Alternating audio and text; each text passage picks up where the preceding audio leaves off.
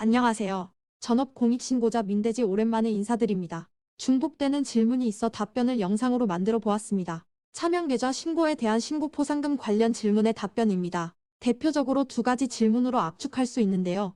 차명계좌 포상금 지급기간, 차명계좌 신고 포상금 끝난 종목 아닌가요? 그 외 여러 가지 질문들이 있는데요.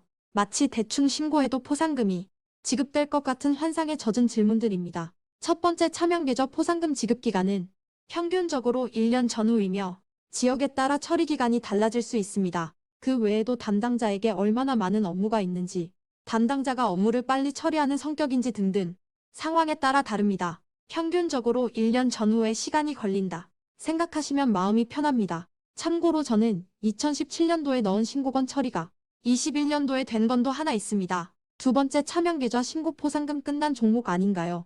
오늘 영상은 사실 두 번째 질문에 대한 답변 때문에 만들게 되었습니다. 일단 차명계좌 신고에 대해 개뿔도 모르면서 답변 드리는 게 아님을 증명하기 위해 민대지가 받아왔던 차명계좌 포상금 통지서 중에 사진으로 남아있는 것만 민대지 블로그에 올려두겠습니다. 통지서를 확인할 수 있는 링크는 영상 설명란에 남겨둘게요. 설명이 길어질 수밖에 없어 지루하실 수도 있지만 차명계좌 신고 포상금에 관심 있으시다면 반드시 아셔야 할 내용이니 끝까지 시청 바랍니다. 민대지가 공익신고 바닥에 처음 발을 들인 2014년도 이전부터 공익신고 학원이 존재했습니다. 공익신고 학원에서 주종목으로 알려주는 게 차명계좌 신고를 통한 포상금 받는 노하우였습니다. 현재도 마찬가지고요. 근 10년 동안 공익신고 노하우를 유료로 교육하는 학원 등에서 수없이 많은 수강생들이 차명계좌 단속 노하우를 배웠습니다. 사실 이 부분은 큰 문제가 아니에요. 진짜 문제는 차명계좌 단속 노하우가 엉터리였다는 겁니다. 차명계좌 신고는 명확한 포상금 지급 기준이 있어요. 차명계좌일 것, 탈루세액이 1천만 원 이상일 것, 복식부기 의무 사업자일 것. 이 세 가지가 절대적인 포상금 지급 기준입니다. 여기서 하나를 제대로 알려주지 않거나 의도적으로 누락시킨다는 겁니다. 바로 복식부기 의무 사업자일 것 이것입니다. 단속하려는 사업체가 복식부기인지 아닌지는 오로지 추정으로만 알 수 있습니다. 부분적으로 알 수 있는 방법은 있지만 그 부분은 설명이 엄청 길어지니 생략하겠습니다. 공익신고 노하우를 알려주는 학원 입장에서 주 종목으로 알려주는 차명계좌 신고 포상금 단속은 쉬워야 합니다. 그래야 수강생들이 지갑을 열 테니까요. 어렵다, 화귤이 낮다 이렇게 말하면 누가 지갑을 열고 노하우를 전수받으려 하겠어요? 민대지 입장에서 보면 차명계좌 단속 노하우를 배운 분들이 거의 없습니다. 민대지도 유료로 공익신고 노하우를 전수하다 보니 여러분들에게 이전에 수강했던 내용을 듣는데요.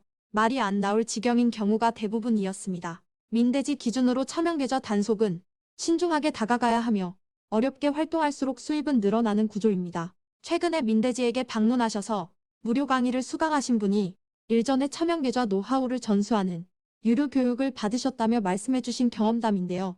8년 전 민대지가 초보 시절 단축 카메라를 구입하며 만났던 분께서 차명계좌 노하우를 알려주는 학원에서 교육받고 구입한 단축 카메라를 민대지에게 중고로 판매하며 학원에서 받은 책인데 본인은 공익신고를 그만두어 필요 없으니 필요하면 가져가라며 공짜로 건네주신 책이 있습니다. 그 책을 민대지에게 무료 강의 수강하시는 분께서도 똑같이 받으셨다 합니다. 처음부터 차명계좌 단속 노하우를 엉터리로 알려준 것은 아니었어요. 10년 전으로 기억을 거슬러 올라가 보면 그 당시에는 어떤 사업장이건 결제 금액을 계좌이체 해주겠다 하면 아무런 의심 없이 계좌번호를 안내해줬습니다. 물론 이 부분은 지금도 크게 다르진 않지만요.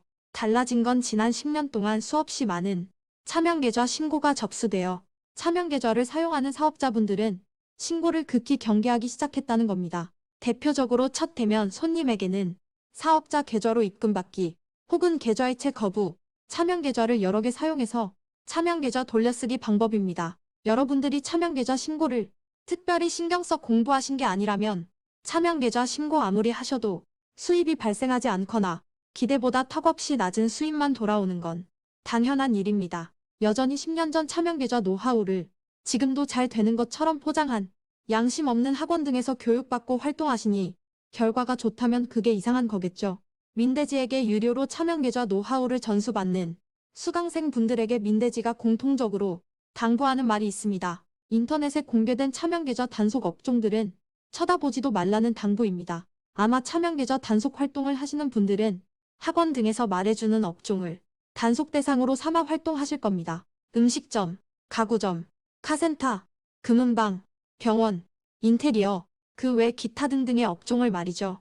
그분들이 배우신 게 이런 업종을 단속하라 배우셨기 때문에 의심 없이 단속 활동을 해오셨을 겁니다. 단언컨대 결과가 그리 좋지는 않으셨을 거고요.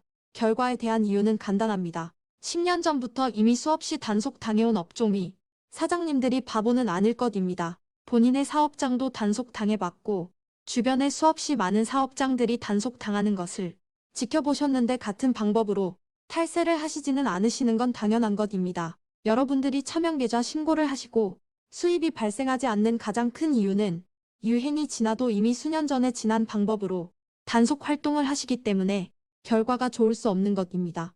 차명계좌 단속 종목이 끝난 것 아니냐라는 질문을 많이 받아왔고 앞으로도 많이 받을 텐데요.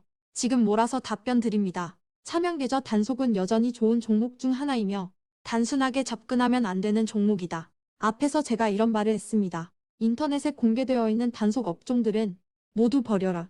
이미 수많은 차명계좌 단속하시는 분들이 수차례 쓸고 간 유행 지난 단속 업종입니다. 차명계좌 신고를 통해 포상금을 지급받으시려면 많은 고민을 하고 단속 업종을 선택해야 합니다. 샘플링 작업도 여럿 해두셔야 합니다. 샘플링 작업이란 이 업종이 혹은 이 지역이 손을 탄 업종인지 지역인지 확인하는 과정을 말합니다. 오래되고 많이 알려진 단속 방법이지만 된 노하우로 활동하시는 분들이 적기 때문에 아직도 효자 종목인 건 맞습니다. 아참 이 말을 빼먹을 뻔했네요. 민대지 개인적인 생각이지만 차명계좌 단속은 주 종목으로는 부족합니다. 효율 좋은 부종목으로 활동하시기 적합하지 않나? 생각되는 종목이 차명계좌 단속입니다. 민대지 유료 강의 내용 중에 차명계좌 단속 노하우가 있다 보니 마치 차명계좌 단속 노하우를 배우면 큰 수입을 어렵지 않게 올리실 수 있을 것 같이 말씀하시는 분들이 계십니다. 민대지가 대략 2년가량 차명계좌 단속을 주종목으로 활동했는데요. 연 1억 이상 수익 난 경우가 없었습니다. 보통 5천만 원, 7천만 원 가량? 그 정도 수입 올렸던 기억이 납니다. 여러분이 주 종목으로 활동하시는 것과 민대지가 주 종목으로 활동하는 것에는 분명한 차이가 있을 겁니다. 부양가족 없이 충분한 시간을 들여 공부하고 단속하고 그랬거든요.